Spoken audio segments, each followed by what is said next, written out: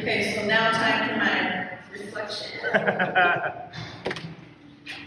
How many times have you been stressed or worried about something and actually stopped to pray? How many times have you said, I'm going to give it to God, and have done your best to do that? When you're struggling, have you ever taken a deep breath and done your best to think before reacting? Someone recently told me, I don't know how you can be so nice about the situation.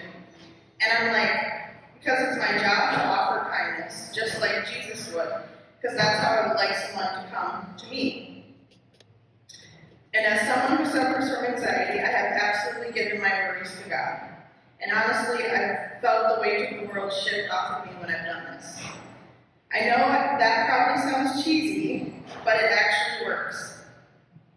There are so many things we can't control. It just feels better giving it to God, who's watching over us to help guide us to what should happen next. This is important to remember, especially during this time of the year with us doing the state fair, because it's not an easy time of year for us, but we always figure it out, and God fills in the blanks for us. We're celebrating 75 years, and somehow, some way, we're getting it done. Amen. Growing up here in Salem, I heard these things over and over again. When you're worried about something, pray about it. So thank you to everyone who preached that and drilled it into me. But I didn't exactly try it till I was an adult. As a youth, I'm like, y'all are crazy. I'm not about to just start praying and that'll be the fix. But doing it now, I wish I would have done it sooner.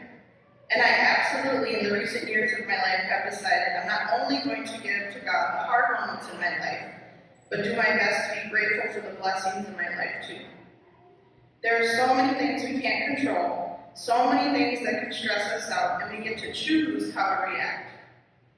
We get to choose what affects us, and we get to choose to protect our energy, and I choose to be positive, sometimes painfully positive, and then I push on. Because to me, it's not worth it to stress, worry, and be fearful. What has that ever done for us? Although my body tries its best to make me live that way, I would prefer to push on confidently and boldly into what's next. Because I know with God by my side, I can figure it out. And I know I still sound cheesy, and I'm okay with that. My sister has recently helped me remember that everything is figure-outable, and it is. I've seen a shift in my mindset lately. A few years ago, I started doing like a grateful journal. So every morning I write down at least one thing I'm thankful for. And at first it was kind of like, okay, yeah, I get it. It's some of the same things most days. And because I'm a stubborn person, it took a while for me to kind of see the shift in my mindset. But now I see the world in such a new way, especially lately. And the other thing I started doing in the mornings is affirmations. And those also are very cheesy to do. But after a while, you kind of see your mindset shift. So these are some of my favorite affirmations. Feel free to steal them for yourself. I can conquer each day. I can handle anything that comes my way. I can finish any task that seems impossible. I will take each day, one day at a time. If anything, I've learned that I'm not useful to myself or others if I'm not the best version of myself. And God has called me to some important tasks, so I need to be ready for all of it. And I'm thankful, grateful, and blessed to be here for those opportunities and experiences. I'm not going to lie to you and say it's all easy, because my mom never lied to me about that. But I'm just saying, thankfully, Psalm 34 and other songs can help us remember that we got this. Okay, one more cheesy line